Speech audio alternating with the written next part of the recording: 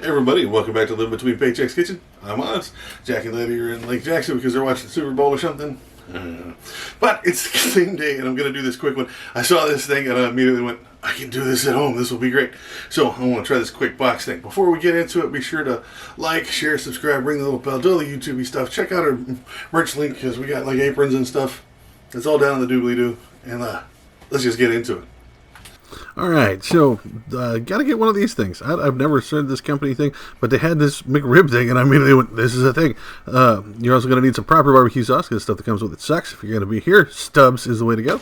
You're going to need some onion in your onion bag, some bread, some of this proper long bread. Probably need to put 2 buns in here. It's kind of long. And where the hell are my pickles? Anybody see my pickles? But yeah, that's, got to get my pickles. Okay, so, got to get your oven up to...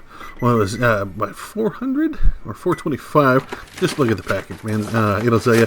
We're going to cook it straight out of the package the way it lives here. We're going to leave this slimy, weird barbecue stuff in here. Put it on a cookie sheet because you can, and try to get all this plastic off. Now, this took way too long.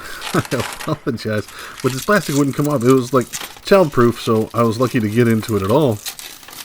But this plastic not only was covered with this barbecue sauce that I tasted, and it just wasn't that good. I mean, Texas Gulf Coast, so I'm picky about my barbecue stuff. But we're just going to leave it in there. We're going to put it in once this thing hits 425 or whatever your package says. That's what ours said.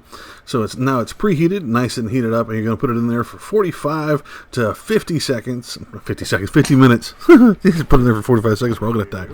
So I put it in there for 40. It took a while.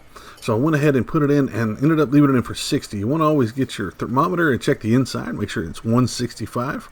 You kind of see this cooked right past it. When I pulled it out at the 40 and 50 minute marks, it was still way short. I'm guessing it's pork and chicken based because it said it needed to be 165. So what we did. So once you get the inside up, like I said, it took me a full hour. Set that aside and let's get the rest of the stuff done.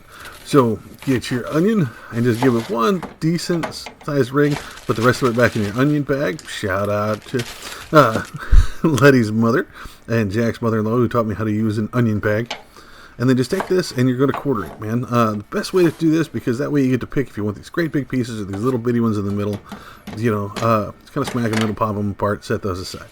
Now your bread. Now you want to get your nice serving plate, the one with the nice scully crossbones on it. Now your bread, if it's proper, it's not going to be split.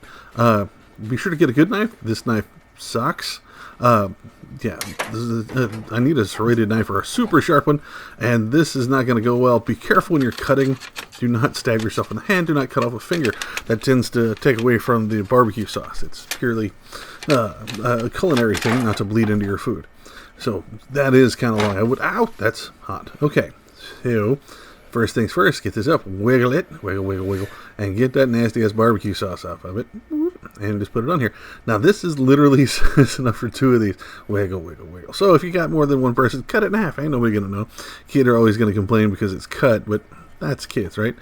So go ahead and put that on there. Now get you good barbecue sauce. Now just drown this thing in your barbecue sauce. It was McRib. It's supposed to get everywhere, right? So just blah. And the Stubbs barbecue sauce, I got the sweet and spicy stuff, and oh my god, it is so good. It is perfect. Like, it's one of my favorite barbecue sauces ever. We always get Stubbs. Get you some onions. It was like, I still haven't found my pickles. You're supposed to put a couple pickles on here too. I guess it's optional. Onions too, but if you're trying to make it like they do at the restaurant, where the fuck did I leave my pickles? I put my pickles someplace. But yeah, that's all it takes. You take it, put it on top, boop. You don't have to dress it with anything else. Get the bread now, and that's it. That's all it takes. Now, I did find my pickles. They were in the car still because I came from the store. But this is super easy. It cost us right at our $8 under our $10 budget. It took an hour to cook because we had to bake it. There it is, pickles. You can kind of see it there. So yeah, this was great. Ended up making 3 of these really long sandwiches, doubling them up, so you make 6 of them. That fed me at least 3 different meals because I'm a fat guy. But everybody else, do a meal for 6 people and have it set. And there you have it, quick and dirty home rib style sandwich from a thing. I don't want to get demonetized because I'm calling it a McRib, so I can edit that out later. But I guess that's what these boxes were made for. They said to make like rib trays out of them. Whatever, man. Make you a rib type sandwich out of these. These are outstanding. They're messy. You gotta get it all in your facial hair.